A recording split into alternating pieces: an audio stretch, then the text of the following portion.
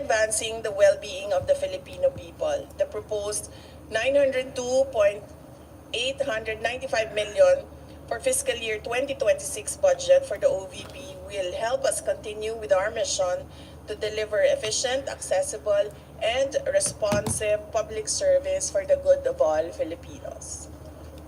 Thank you, Mr. Chair. Thank you, Madam Vice President. Before we continue, let me acknowledge the presence of Senator Padilla, Senator De La Rosa, and Senator Estrada. And before I open the floor for manifestations and questions, let me express my support to the OVP budget. Looking at the data to include automatic appropriations, the increase of the OVP budget is only by 1.3%. I'll flash the slide. So if you count in the increases in inflation, increases in increase in salary, the total increase of the OVP budget is only 1.3%. Kaya ang tawag ko nga dito, bare basic budget for the Office of the Vice President. And let me also commend and express my support to some of the programs of the OVP. One of the programs na alam ko mahalaga sa mga kababayan natin, yung Pagbabago Campaign Project, in which nagbibigay ang OVP ng mga school supplies. Simpleng bagay ito, pero sa mga constituents natin, ang school supplies, napakalaking bagay na rin. So to date, meron nang nagbigay na 403,000 na mga school supplies. Another project that I also support is the Pansarap project, or the feeding program for severely wasted students. Alam natin, almost 20% of our students are malnourished. So to date, there are about Bakit wala yung iba? 16,000 students that were fed by the Pansarap project. Another project that I find notable is the Kalusugan Food Truck, in which the OVP is also helping evacuees, yung mga tinamaan ng mga kababayan natin ng salanta, o nasalantang mga kababayan natin. To date, they have already given 6,500 evacuees with feeding program and support. And another program that I find notable, yung RICE program, the Relief for Individuals in Crisis and Emergencies, nagbibigay ng bigas sa mga mahirap nating kababayan. Marami sa ating mga, it's simpleng programa pero napakahalaga dahil marami sa ating mga kababayan, lalo na yung mga nasa malalayong lugar, pumapasok ng eskwelahan ng gutom at hindi sila natututo. To date, 197,000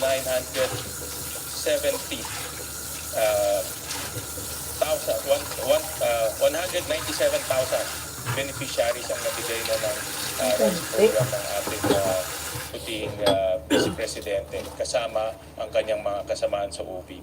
Alam ko marami pang mga programa, pero ito yung mga programa na para sa akin ay may kaugnayan sa edukasyon, at ang edukasyon ay isa sa mga mahalaga na advokasya natin, at ang ating Vice President bilang dating kalihim ng Department of Education, alam niya yung mga pangangailangan ng ating mga mag-aaral at mga estudyante.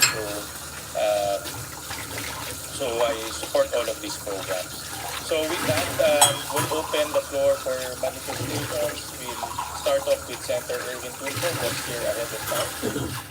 Thank you, Mr. Chair. My question now is, I noticed that from 942 million, binawasan po ito slash ng 902.8 million na lamang, nawala po yung 39.143 million. Ang tanong ko po ngayon, Mr. Chair, ano po mga proyekto o programa na maapektuhan po nito, ito pong slash po na 39.143 million, Mr. Chair?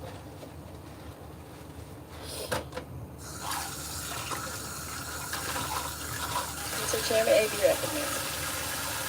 Attorney Sanchez. Thank you, Mr. Chair.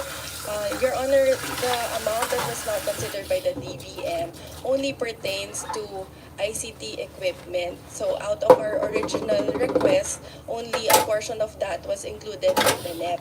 So we will just reprioritize the ICT equipment that we will procure, and will work within the budget that was provided in the NEP.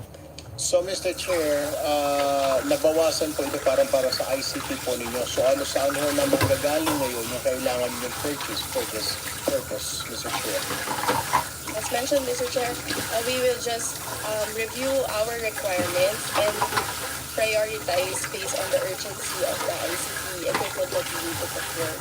So some of the items will have to be deferred, or we may need to forgo some of the items, Mr. Chair. Ano po, Mr. Chair, mga bagong assistant programs ng OVP na popondohan po ng OVP this year? Kasi I noticed from 744.1 million po na budget ng 2025, you're asking for 902. Pero nabanggit nga po ni BP kanina na mostly ay sa MOE, mapupunta po 100 plus million po yata. Kaya ang tanong ko po ngayon, ano-ano po mga programs, existing programs, sa mga bago na popondohan po ng OVP? Yes, Mr. Chair. Basically, it would be the same programs that we are implementing this year in 2025. So we will just include additional provision for Magnegosyo Taday, because in 2025 we are only using the continuing appropriations from 2024. So part of the increase will also go to the procurement for disaster relief operations, Mr. Chair. Alright, Mr. Chair, I notice also, ongoing po ba ito, Mr. Chair, itong OVP program and activities, ito pong Al-Janaza Kit Assistance, saka Sympathy Flower Program, is this ongoing or is this new program of the OVP? It's part of our ongoing programs, Mr. Chair. It used to be part of our medical and burial assistance program, but we are running it as a separate program now, because instead of giving monetary grants, we provide a kit, Al-Janaza kit, Mr. Chair. Mr. Chair, I just noticed, kasi po, like I have an office at Zamba Sultan, Zamboanga City. Yung mga kababayan po nating Muslim, pag may burial po, hindi naman po sila gumagamit na ataol, kundi naghihiram na lang po na sasakyan, which I provided my office there in Zamba Sultan, Zamboanga City. Halos everyday po, hinihiram po ng mga kapatid nating Muslim para maisakay po yung bangkay, para mailibing. Pero maganda pong programa itong Al-Janaza Kit Assistance and Sympathy Flower Program. My last question, Mr. Chair, kung meron pong dapat i-prioritize ng committee na ito, ano po ang mga dapat dagdagan na pondo saan, Mr. Chair? Ms. Sanchez, before you respond, let me recognize the presence of our Majority Leader, Senator Jimmy. Yes, Mr. Chair, that would be the disaster relief operations. Since that is the second highest requested but assistance from the Office of the Vice President after the medical and burial assistance. That's all from me, Mr. Chair. Thank you. Thank you, Senator Tulfo. Next will be Senator Go. Mr. Chairman, Yes. before we recognize the other members of the Senate, I know many of you just want to make manifestations. We have parliamentary courtesy here, when usually in my how many budgets that I've been to almost 23 budgets already. Pag bisita po ng Office of the Vice President and President, we give them parliamentary courtesy, and usually their budgets, and in this case, the budget of the Vice President is already a lean and mean budget. Hindi, wala na pong dagdag, kawawa nga, di ba po, Mr. President? So, maybe we can afford them a courtesy that we can approve the budget, of course, after the manifestations on the part of the leadership of the Senate. We'd like to extend that courtesy to the Office of the Vice President. Yes, Uh, Mr. Chair, also, on Mr. the part Chair. of the minority, Senator we also would like to be associated with the motion of the Majority Leader. Senator Marcos. That was my question, Mr. Chair. Is that a motion that we therefore endorse the budget of the Vice President from the subcommittee to the Mother Committee of Finance? But let's give the members an opportunity to give their manifestations. No? That's fine, but may I make that motion and hold it in abeyance Yes. until everyone has You can do it manifested? at the end, Thank after you. the manifestations. Mr. Chair, before I have to attend to a caucus upstairs, I would just like to manifest that I support po the budget of the OVP. As a matter of fact, kung po pwede po sana pag-aralan natin, review, yung binawas po na 39 million, baka pwede pong ibalik ulit. Because maganda naman po yung mga programang na ilatag po ng OVP. Thank you, Mr. Chair. Thank you, Senator Tulfo. Next is Senator Go. Salamat, Mr. Chair. I also hope we could accord parliamentary courtesy to the Vice President and approve her office budget swiftly. Mr. Chair, distinguished colleagues, and to Vice President Sara Duterte, good day.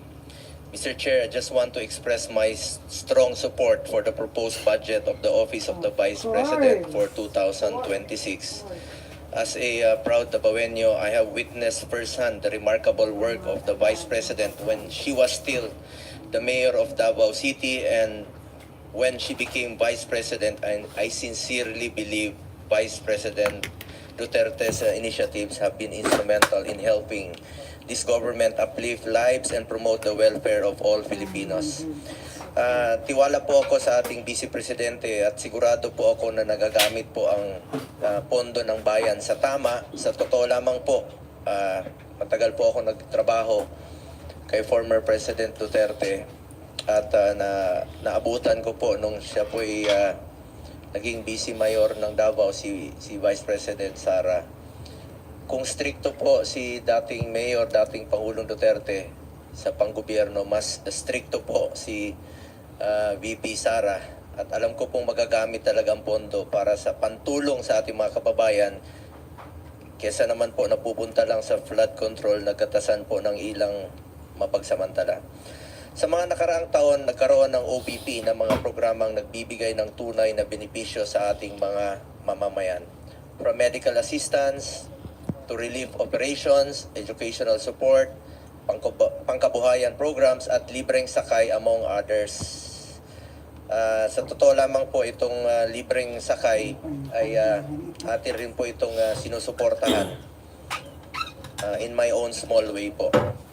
The Medical and Burial Assistance Program has assisted more than 187,000 beneficiaries when it was still given funding. In 2024, the OVP was able to distribute more than 144,000 to individuals in need. The Magnegosyo Taday program has given entrepreneurial opportunities such as livelihood assistance and training programs to various marginalized individuals and groups. The OVP has always stood ready to assist during disaster relief operations, having able to provide relief goods to disaster-stricken areas and assist more than 200,000 individuals. Nakikita ko rin po ito dahil ako mismo, umiikot rin po ako sa mga pinatamaan po ng bagyo. The OVP also has the libreng sakay galing ng mga program which senator has natin. served over 1 million Super passengers galing. in Metro Manila, Bacolod, Cebu, and Davao. Ito po yung nabanggit ko kanina na atin pong sinusuportahan. For Yeah, this year, very good. 2025, Support, we push to Senator. restore the funding. For the record lang po, Madam Galing. Vice President, meron na po Mabait akong nila. ibabanggit sa Galing. inyo. Hi, Jocelyn. For this year, ibig sabihin ito yung last year budget deliberation. Gusto ko lang po ipakita sa screen yung 2025 NEP ninyo na proposed budget. Sandali lang po, ma'am.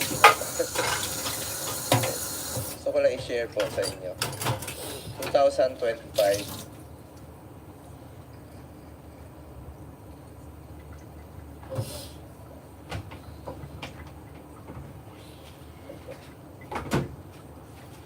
Galing ninyo, galing. Very good. Hindi, yung Yeah. NEP. Very good kayong lahat. Sige. Ayun, yung 2025 na NEP ninyo, No question. yun po yung Sige proposed na, budget ano ninyo nyo na for yan. this year sa 2025. Go nyo na. Okay na Pagdating yan. po rito, after the gap, ibig sabihin, after dumaan po sa lower house, ginawa pong 733 million. So, ibig po sabihin na nabawasan Dagdagan nyo po pa, kulang pa yan. pagdating dito sa Senado. Dagdagan nyo pa, mga Ito po yung sa senadors. 2025. Kulang pa yan. Sige, go. We push to restore the funding for socio-economic programs of the OBP, which was cut by the lower house. Dahil alam natin na malaking tulong po ito sa mahalagang programa po ng OBP na may direktang benepisyo sa ating mga kababayan.